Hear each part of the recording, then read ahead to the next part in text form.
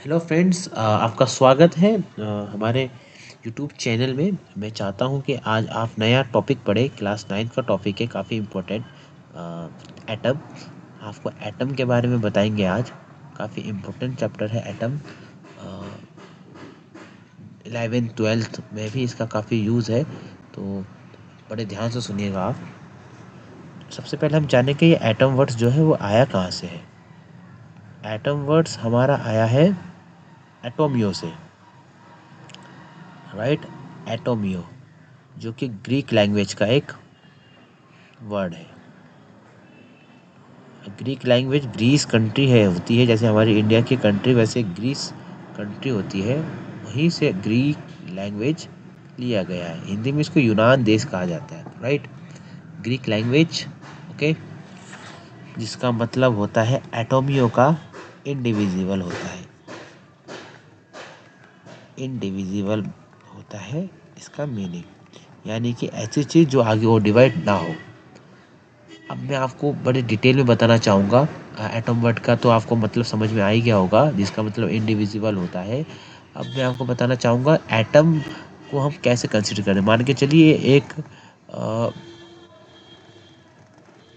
Living thing है, कोई भी लिविंग थिंग है, ऑर्गन का पार्ट है, हमारे ह्यूमन बीइंग के ऑर्गन का पार्ट है। अगर मैं इसके छोटे छोटे हिस्से करूँगा और ये वो काफ़ी छोटा होगा, उसको कहा जाएगा सेल, राइट। वैसे ही अगर नॉन लिविंग थिंग होगी तो इसको क्या कहेंगे। अगर मान के चलिए इधर हम एक लकड़ी का टुकड़ा लेते हैं, क्योंकि कट चुका है पेड़ से, और मैं उसके छोटे छोटे हिस्से करूँगा और वो इंडिविजुअल पार्ट होगा या काफ़ी छोटा पार्ट होगा, तो इसको हम सेल ना बोल के कहेंगे एटम, राइट। यानी कि लिविंग थिंग में अगर वो लिविंग थिंग हुआ तो उसको कहा जाएगा क्या, सेल। अगर वो नॉन लिविंग थिंग हुआ तो उसको क्या कहा जाएगा, उसको कहा जाएगा एटम, राइट। ये मीनिंग होता है, ये इतना सा डिफरेंस होता है लिविंग थिंग और नॉन लिविंग थिंग के स्मॉलेस्ट पार्ट में। उम्मीद करता हूँ आपको एटम के बारे में तो समझ में आ गया होगा। Smallest unit of a non living thing is called atom. इसकी डेफिनेशन भी यही होती है। और आपको जो है इसकी डेफिनेशन लिखवा देता हूँ मैं। The smallest part of non living thing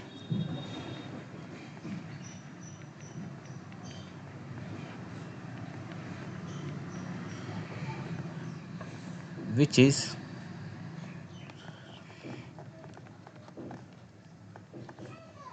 not divide in further manner, वो आगे डिवाइड नहीं होगा।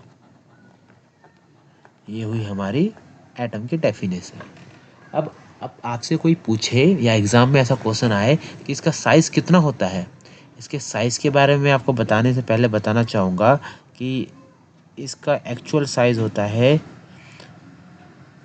1 2 3 4 5 6 7 8 9 नैनोमीटर, यानी 10⁹ नैनोमीटर होता है इसका साइज। अब ये होता कितना है, माने कि चलिए 1 मीटर का लकड़ी का टुकड़ा है, इसके आप 100 करोड़ टुकड़े करें छोटे छोटे, 100 करोड़ टुकड़े। जो 100 करोड़वा टुकड़ा होगा, 100th करोड़ पार्ट होगा इसका, उतना बड़ा होता है 10⁹ नैनोमीटर। यानी इतना छोटा, आप समझ पा रहे हैं कि 100 करोड़ टुकड़े करने हैं 1 मीटर के, तो जो 100 करोड़वा टुकड़ा होगा वो होगा हमारा क्या, एटम का साइज। अब इसको सेपरेटली भी लिख सकते हैं, काफ़ी इम्पोर्टेंट चीज़ है ये।